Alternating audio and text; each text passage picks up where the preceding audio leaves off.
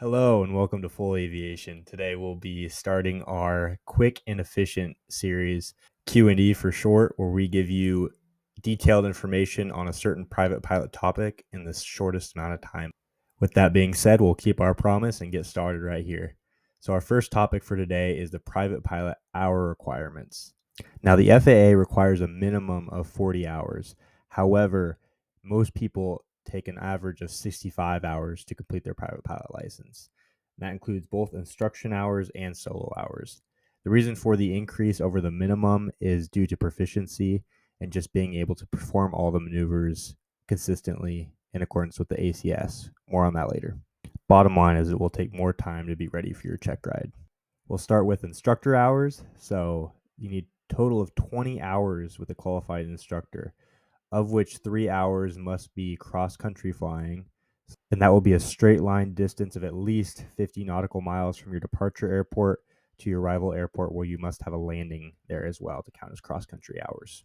Next is 3 hours of night flying, which must include one night cross-country over 100 nautical miles and a 10 takeoffs and landings to a full stop. So those cannot be touch and goes. You need to come to a complete stop for each of those landings. So they can be stop and goes, but you cannot do a touch and go for those.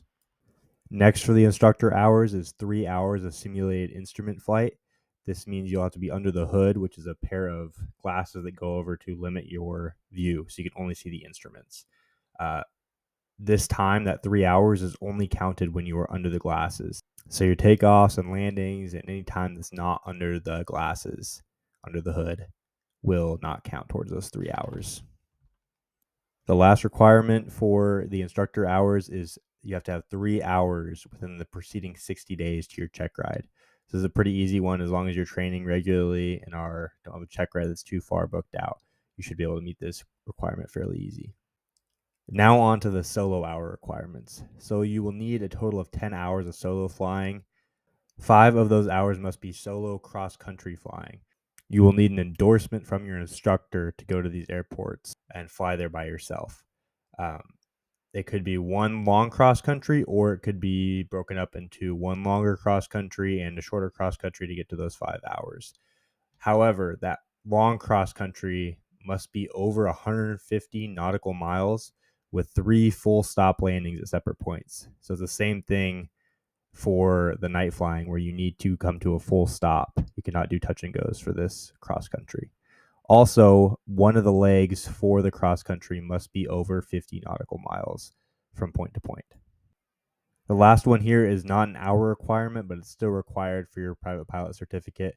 You will need 3 takeoffs and landings to a full stop at an airport with an operating control tower, just in case you've been doing all your training at a non-towered airport. They want you to have some experience with towered operations as well.